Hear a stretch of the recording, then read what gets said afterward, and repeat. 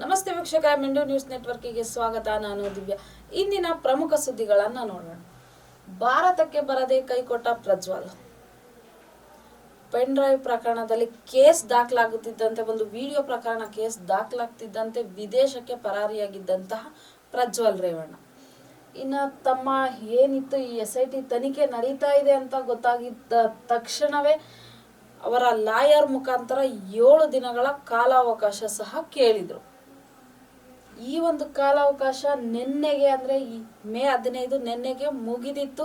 ವಿದೇಶಕ್ಕೆ ಪರಾರಿಯಾಗಿದ್ದ ದಿನವೇ return ticket ಸಹ ಬುಕ್ ಆಗಿತ್ತು ಪ್ರಜ್ವಲ್ ರೇವಣ್ಣ ಅವರದು.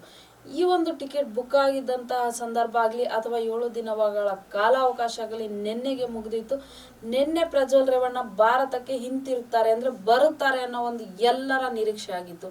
SIT ತನಿಖೆಗೂ ಸಹ ಈ ಒಂದು ನಿರೀಕ್ಷೆ ಆಗಿತ್ತು. ಪ್ರಜ್ವಲ್ ರೇವಣ್ಣ ನಿನ್ನೆ ಬರ್ತಾರೆ, ಭಾರತಕ್ಕೆ ರಿಟರ್ನ್ ಆಗ್ತಾರೆ, ಸ್ವದೇಶಕ್ಕೆ ಮರಳುತ್ತಾರೆ, ತನಿಖೆ ಈಸಿ ಆಗುತ್ತೆ, ತನಿಖೆ ಮಾಡಬಹುದು ಅನ್ನೋ ಒಂದು ನಿರೀಕ್ಷೆಯಲ್ಲಿತ್ತು. ಬಟ್ ರಿಟರ್ನ್ ಟಿಕೆಟ್ ಇದ್ರೂ ಸಹ ನಿನ್ನೆ ಪ್ರಜ್ವಲ್ ರೇವಣ್ಣ ಸ್ವದೇಶಕ್ಕೆ ಮರಳಿಲ್ಲ. ಯಾವ ದೇಶದಲ್ಲಿದ್ದಾರೆ, ಯಾವ ರಾಜ್ಯದಲ್ಲಿದ್ದಾರೆ ಇನ್ನೂ ಸಹ ಯಾವುದೇ ಮಾಹಿತಿ ಸಹ ಸಿಗ್ತಾ ಇಲ್ಲ. ಯಾವ ದೇಶದಲ್ಲಿ ಅಡಗಿ ಕೂತಿದ್ದಾರೆ ಅನ್ನೋದು ಯಾರಿಗೂ ಸಹ ಗೊತ್ತಾಗಿಲ್ಲ.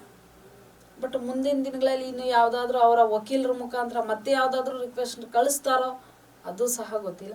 ಈ ಒಂದು ರಿಕ್ವೆಸ್ಟ್ ಅವ್ರು ಕಳಿಸ್ತಾನೆ ಇರ್ತಾರೆ, ನಮ್ಮ ಕಾನೂನು ಅವರಿಗೆ ಕಾಲಾವಕಾಶ ನೀಡ್ತಾನೆ ಇರುತ್ತೆ. ಅವ್ರು ಎಲ್ಲೋ ಒಂದು ಕಡೆ ಅಡಗಿ ಕೂತ್ಕೊಂಡು ಆರಾಮಾಗಿ ಮಜಾ ಮಾಡ್ತಾ ಇರ್ತಾರೆ. ಇಲ್ಲಿ ಈ ಒಂದು ಪ್ರಕರಣ ಸುಮ್ಮನೆ ಏನೋ ತನಿಖೆ ನಡೀತಾನೆ ಇರುತ್ತೆ. ಅಷ್ಟರಲ್ಲಿ ಜನ ಅದನ್ನ ಮರಿತಾರೆ. ಅಷ್ಟರಲ್ಲಿ ಇನ್ನೊಂದು ಪ್ರಕರಣ ಆಗಿರುತ್ತೆ. ಆ ಒಂದು ಪ್ರಕರಣಕ್ಕೆ ಜನ ಕಿವಿಕೊಳ್ತಾರೆ. ಇದೇ ಆಗ್ತಾ ಇರೋದು ನಮ್ಮ ರಾಜ್ಯದಲ್ಲಿ. ಇನ್ನು ನೋಡೋಣ ಏನಾಗಬಹುದು ಮುಂದೆ ಅಂತ. ಇನ್ನು ಪ್ರಜ್ವಲ್ ಬಂಧಿಸಿ CMಗೆ 107 ಜನರ ಸಾಹಿತಿಗಳ ಪತ್ರ, ಪ್ರಜ್ಞಾವಂತ ನಾಗರಿಕರ ಬಹಿರಂಗ ಪತ್ರ ಅನ್ನೋ ಒಂದು ಟೈಟಲ್ ಮುಖಾಂತರ ಅಂದ್ರೆ ಒಂದು ಹೆಸರಿನ ಮುಖಾಂತರ CM ಸಿದ್ದರಾಮಯ್ಯ ಅವರಿಗೆ ಸಾಹಿತಿಗಳು ಪತ್ರ ಬರೆದಿದ್ದಾರೆ. ಈ ಪತ್ರದಲ್ಲಿ ಏನಿದೆ, ಸರ್ಕಾರಿ ಸವಲತ್ತುಗಳನ್ನ ಹಿಂಪಡೆಯಬೇಕು. ಈ ಒಂದು ತನಿಖೆ ನಡೆಯೋವರೆಗೂ ಇವರಿಗೆ ಒದಗಿಸ್ತಿದ್ದಂತಹ ಪ್ರತಿಯೊಂದು ಸರ್ಕಾರಿ ಸವಲತ್ತುಗಳು ಏನಿದೆ ಅದನ್ನ ಹಿಂತೆಗೆದುಕೊಳ್ಳಬೇಕು. ಯಾವುದೇ ರೀತಿಯ ಸರ್ಕಾರಿ ಸವಲತ್ತುಗಳನ್ನು ಇವರಿಗೆ ನೀಡಬಾರದು ಅನ್ನೋದು ಮತ್ತು ಈ ಒಂದು ಬೇಡಿಕೆ ಅಥವಾ ಈ ಒಂದು ಇದು ಮತ್ತೆ ಒಂದು 16 ಇನ್ನಿತರ ಬೇಡಿಕೆಗಳು, ಸವಲತ್ತನ್ನ ಹಿಂಪಡೆಯಬೇಕು. ಇದೇ ರೀತಿಯಾದ ಒಂದು 16 ಬೇಡಿಕೆಗಳ ಮೂಲಕ ಈ ಒಂದು ಪತ್ರನ ಬರೆದಿದ್ದಾರೆ ಸಾಹಿತಿಗಳು. ಈ ಏನು ವೀರಭದ್ರಪ್ಪ, ವಸುಂಧರಾ ಭೂಪತಿ, ಇನ್ನಿತರ ಸಾಹಿತಿಗಳು ಸೇರಿದಂತೆ ಹಲವಾರು ಮಹಿಳಾ ಹೋರಾಟಗಾರರು ಸಹ ಈ ಪತ್ರಕ್ಕೆ ಸಹಿ ಹಾಕಿದ್ದಾರೆ. ಒಟ್ಟು 107 ಮಂದಿ ಸಹಿ ಈ ಪತ್ರದಲ್ಲಿದೆ. ಪ್ರಜ್ಞಾವಂತ ನಾಗರಿಕರ ಬಹಿರಂಗ ಪತ್ರ ಅನ್ನೋ ಒಂದು ಟೈಟಲ್ನ ಒಳಗೊಂಡಿರುವಂತ ಈ ಪತ್ರದಲ್ಲಿ 107 ಜನರ ಸಹಿಯಿಂದ 16 ಬೇಡಿಕೆ ಅನ್ನೋದಕ್ಕಿಂತ ಸರ್ಕಾರಿ ಸವಲತ್ತುಗಳನ್ನ ಹಿಂಪಡೆಯಬೇಕು ಅನ್ನೋ ಒಂದೇ ಒಂದು ಕಾರಣನೇ ಹೆಚ್ಚಾಗಿ ಕಾಣಿಸ್ತಾ ಇದೆ ಒಂದು ಪತ್ರದಲ್ಲಿ. ನೋಡೋಣ ಮುಂದಿನ ದಿನಗಳಲ್ಲಿ ಸಿದ್ದರಾಮಯ್ಯ ಅವರು ಇದು ಆಲ್ರೆಡಿ ಈಗಾಗಲೇ ಅವ್ರು ಮಾಡಬೇಕಿತ್ತು. ಇಂಥ ಒಂದು ಆರೋಪಿಗಳಿಗೆ ಸರ್ಕಾರಿ ಸವಲತ್ತನ್ನ ಒದಗಿಸೋದು ಆಲ್ಮೋಸ್ಟ್ ತಪ್ಪಿದೆ. ಬಟ್ ಆದರೂ ಸಹ ಎಲ್ಲ ಮುಂದುವರಿತಾ ಇತ್ತು. ಇನ್ನು ಮುಂದೆ ಆದರೂ ಸಿದ್ದರಾಮಯ್ಯ ಅವರು ಪ್ರತಿಯೊಂದು ಸರ್ಕಾರಿ ಸವಲತ್ತುಗಳನ್ನ ನಿಲ್ಲಿಸ್ತಾರ, ಅವರಿಗೆ ಸರ್ಕಾರಿ ಸವಲತ್ತನ್ನ ನೀಡದೆ ಅನ್ನೋದನ್ನ ನೋಡೋಣ. ಇನ್ನು ಪ್ರಜ್ವಲ್ ರೇವಣ್ಣ ಭಾರತಕ್ಕೆ ಇನ್ನೂ ಮರಳಿಲ್ಲ. ಯಾವ ರಾಜ್ಯದಲ್ಲಿ ಅಡಗಿ ಕುಳಿತಿದ್ದಾರೋ ಅದು ಸಹ ಗೊತ್ತಿಲ್ಲ. ಮುಂದಿನ SIT ನಡೆ ಏನಾಗಬಹುದು, ತನಿಖೆ ಯಾವ ರೀತಿ ಚುರುಕುಗೊಳ್ಳುತ್ತೆ ಅಂತ ಎಲ್ಲರೂ ಕಾದು ಕುಳಿತಿದ್ದಾರೆ. ನೋಡೋಣ. ಇನ್ನು ನೆಕ್ಸ್ಟ್ ಮನೆ ಒಡತಿಯನ್ನೇ ಕೊಂದ ರೀಲ್ ಸ್ಟಾರ್. ಆಲ್ಮೋಸ್ಟ್ ದುಡ್ಡು ಅನ್ನೋದು ಪ್ರತಿಯೊಬ್ಬರಿಗೂ ಬೇಕಾಗಿರೋದೆ, ಹೆಣ್ಣು ಮಕ್ಕಳಾಗಿರ್ಲಿ ಗಂಡು ಮಕ್ಕಳಾಗಿರ್ಲಿ, ಎಂಥವ್ರಿಗಂದ್ರೆ ಒಬ್ಬ ಮನುಷ್ಯ ಅಂತ ಹುಟ್ಟಿರುವಾಗ ಅವನಿಗೆ ಪ್ರತಿಯೊಂದು ಅನ್ನೋದಕ್ಕೂ ಸಹ ದುಡ್ಡು ಅವಶ್ಯಕವಾಗಿ ಬೇಕು. ಆದ್ರೆ ಈ ದುಡ್ಡು ಅನ್ನೋ ಹುಚ್ಚಿಗೆ ಜನ ಕೆಟ್ಟ ಕೆಲಸಕ್ಕೆ ಕೈ ಹಾಕ್ತಿದ್ದಾರೆ. ಅದು ಮಹಿಳೆಯರೇ ಆಗಿರ್ಬೋದು ಅಥವಾ ಯುವಕರೇ ಆಗಿರ್ಬೋದು, ಯಾರೇ ಆಗಿರ್ಲಿ, ದುಡ್ಡು ಅನ್ನೋ ಒಂದು ಹುಚ್ಚಿಗೆ ಬಿದ್ದು ಈ ತರ ಕೆಲಸಗಳಿಗೆ, ಒಂದು ಜೀವ ತೆಗೆಯುವಂತ ಕೆಲಸಗಳಿಗೂ ಸಹ ಕೈ ಹಾಕ್ತಿದ್ದಾರೆ. ಇನ್ನು ಹೀಗೆ ಒಂದು ಬಿಸ್ನೆಸ್ ಮಾಡಬೇಕು ಅನ್ನೋದಕ್ಕೋಸ್ಕರ ಸುಮಾರು 6-7 ಲಕ್ಷ ಸಾಲ ಮಾಡಿಕೊಂಡು ಸಾಲ ತೀರಿಸಲಾಗದೆ ಮನೆ ಒಡತಿಯನ್ನೇ ಕೊಂದು ಆಕೆಯ ಚಿನ್ನ ಅಂದರೆ ಮಾಂಗಲ್ಯ ಚಿನ್ನ ಏನಿರುತ್ತೆ, ಮಾಂಗಲ್ಯ ಸರ ಅಂತ, ಆ ಸರನ ಕಿತ್ತು ಗಿರ್ಬಿ ಅಂಗಡಿಯಲ್ಲಿ ಅಡ ಇಟ್ಟು 1 ಲಕ್ಷ ಸಹ ಅದರಿಂದ ದುಡ್ಡು ಪಡ್ಕೊಂಡಿರ್ತಾಳೆ. ಇನ್ನು ಪೊಲೀಸರ ತನಿಖೆಯಲ್ಲಿ ಬಯಲಾದಂಥ ವಿಚಾರ, ಈಕೆಯನ್ನು ವಶಪಡಿಸ್ಕೊಂಡಿದ್ದಾರೆ. ಬಟ್ ಆ ಒಂದು ತನಿಖೆ ಆದಾಗ ಅಂದರೆ ಡೆತ್ ಆಗಿತ್ತು ಅವತ್ತಿನ ದಿವಸ ಪೊಲೀಸರಿಗೆ ಅನುಮಾನ ಬರಬಾರ್ದು ಅನ್ನೋ ಒಂದು ರೀಸನ್ಗೆ ಈಕೆನೂ ಸಹ ಅವತ್ತು ಕಣ್ಣೀರು ಹಾಕೊಂಡು ನಾಟಕ ಸಹ ಆಡಿರ್ತಾಳೆ. ನನಗೇನು ಗೊತ್ತೇ ಇಲ್ವಾ, ಅಯ್ಯೋ ಸಾವಾಗಿದೆಯಾ, ಹತ್ಯೆ ಆಗಿದೆಯಾ ಅನ್ನೋ ಒಂದು ರೀತಿಯಲ್ಲಿ ನಾಟಕ ಆಡಿರ್ತಾಳೆ. ಈಗಿನ ಕಾಲದಲ್ಲಿ ಯಾರನ್ನು ಸಹ ನಂಬೋದು ಕಷ್ಟ ಆಗ್ತಾ ಇದೆ. ಒಂದು ಹೆಣ್ಣಾಗಿರ್ಲಿ ಅಥವಾ ಒಂದು ಗಂಡಾಗಿರ್ಲಿ, ಪ್ರತಿಯೊಬ್ಬರೂ ಒಂದೊಂದು ವಿಚಾರಕ್ಕೂ ಒಂದೊಂದು ಇಂಚಿಂಚು ಸಹ ತುಂಬ ಜಾಗರೂಕರಾಗಿ ನಾವು ವಿಚಾರಿಸ್ಬೇಕು, ವಿಚಾರಣೆ ಮಾಡಿ ಇಂಥವರ ಸಹವಾಸಗಳನ್ನು ಮಾಡಬೇಕು. ಯಾರು ಸರಿ ಯಾರು ತಪ್ಪು ಅನ್ನೋದು ಈಗ ಎಷ್ಟೇ ಜಾಗರೂಕರಾಗಿದ್ರೂ ಗೊತ್ತಾಗ್ತಾ ಇಲ್ಲ.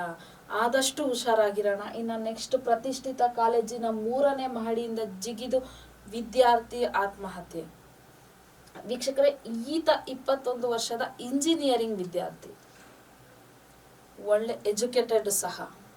ಬಟ್ ಯಾಕೆ ಸಾವು ಆಗಿದೆ, ಯಾವ ರೀಸನ್ ಅನ್ನೋದು ಇದುವರೆಗೂ ತಿಳಿದು ಬಂದಿಲ್ಲ. ಇಂಜಿನಿಯರಿಂಗ್ ಕಂಪ್ಯೂಟರ್ ಸೈನ್ಸ್ ವಿಭಾಗದಲ್ಲಿ ಓದ್ತಾ ಇದ್ದ, 5ನೇ ಸೆಮಿಸ್ಟರ್ ಎಕ್ಸಾಮ್ ಸಹ ಆಗಿತ್ತು. ಆ ಎಕ್ಸಾಮಲ್ಲಿ 80% ಅಷ್ಟು ಮಾರ್ಕ್ಸನ್ನು ಸಹ ತಗೊಂಡಿದ್ದ ಈತ. ಇಷ್ಟೆಲ್ಲ ಓದುವಂಥ ವಿದ್ಯಾರ್ಥಿ, ಇಷ್ಟೆಲ್ಲ ಬುದ್ಧಿವಂತ. ಇನ್ನು ಮನೆಯಲ್ಲೂ ಸಹ ಯಾವುದೇ ರೀತಿಯ ಪ್ರೆಷರ್ ಇರಲಿಲ್ಲ. ಈತನ ತಂದೆ ಸಿಂಗಾಪುರದಲ್ಲಿ ವಾಸ, ಅಂದರೆ ಅಲ್ಲಿ ಒಂದು ಕೆಲಸದ ನಿಮಿತ್ತ ಅಲ್ಲಿ ವಾಸ ಮಾಡ್ತಾಯಿದ್ರು. ಪ್ರೀತಿಯಿಂದ ತಾಯಿ ನೋಡ್ಕೋತಾ ಇದ್ರು.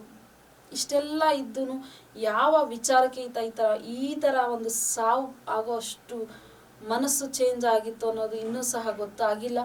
ನೋಡೋಣ ಮುಂದೆ ಯಾವ ರೀತಿ ತನಿಖೆ ಆಗುತ್ತೆ, ಅದರಲ್ಲಿ ಏನು ವಿಚಾರಣೆ ಆಗಬಹುದು ಅಂತ. ಇನ್ನು ಈ ಒಂದು ಕಾಲೇಜಿನಲ್ಲಿ ಈತ ಸತ್ತಿದ್ದಾನೆ, ಅದೇ ಕಾಲೇಜಿನಲ್ಲಿ 1 ವರ್ಷದಿಂದ ಇದು 3ನೇ ಇನ್ಸಿಡೆಂಟ್, 3ನೇ ಆತ್ಮಹತ್ಯಾ ಕೇಸ್. 3 ಜನ ವಿದ್ಯಾರ್ಥಿಗಳು ಅದೇ ಬಿಲ್ಡಿಂಗಿಂದ ಮೇಲೆಯಿಂದ ಬಿದ್ದು ಸಾವಂತ ಆಗಿದೆ. ಯಾಕೆ ಈ ಥರ ವಿದ್ಯಾರ್ಥಿಗಳು ಯಾವ ವಿಚಾರಕ್ಕೆ ತಲೆ ಕೊಡಿಸ್ಕೊಂಡು ಅಥವಾ ಈ ಪ್ರೀತಿ ಗೋಜುಗೆ ಬೀಳ್ತಿದ್ದಾರೋ, ಯಾವ ಗೋಜುಗೆ ಬಿದ್ದು ಈ ರೀತಿ ಅಂತ ಕೆಲಸ, ಅಂದರೆ ತಮ್ಮನ್ನು ತಾವೇ ಜೀವ ತಗೊಳ್ಳೋಂಥ ಮನಸ್ಥಿತಿ ಯಾಕೆ ಬರ್ತಾ ಇದೆ ವಿದ್ಯಾರ್ಥಿಗಳಿಗೆ? ಇನ್ನು ಮುಂದಿನ ಪೀಳಿಗೆ ಅವರು, ಮುಂದಿನ ದೇಶದ ಭವಿಷ್ಯ ಅವರು, ಅಂಥ ಮಕ್ಕಳಲ್ಲಿ ಇಂಥ ಒಂದು ಮನಸ್ಥಿತಿ ಯಾಕೆ ಬರ್ತಾ ಇದೆ? ಇದೇ ಕಾಲೇಜಿನಲ್ಲಿ 3ನೇ ಪ್ರಕರಣ ಇದು.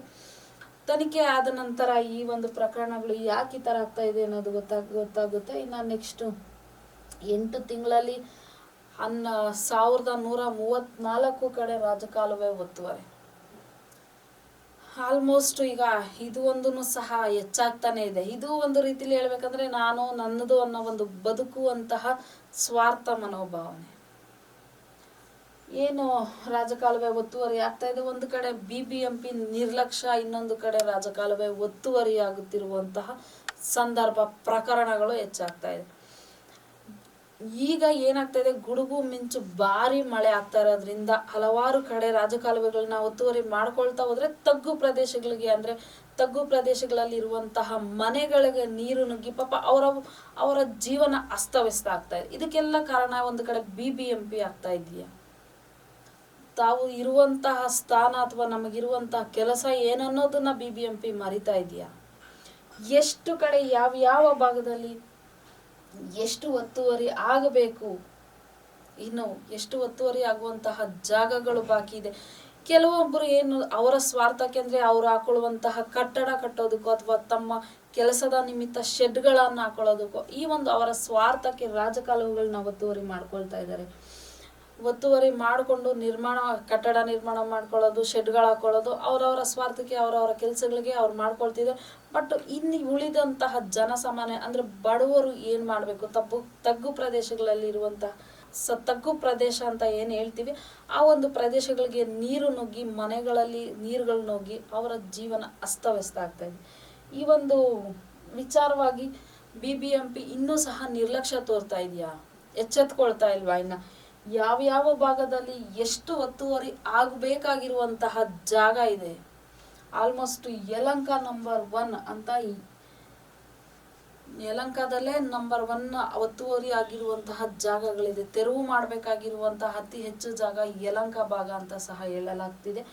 ಪಶ್ಚಿಮ ಭಾಗ ಅಂದರೆ 95, ಪೂರ್ವ 126, ದಕ್ಷಿಣ 56, ಕೋರಮಂಗಲ ಕಣಿವೆ 110, ಯಲಹಂಕ 371.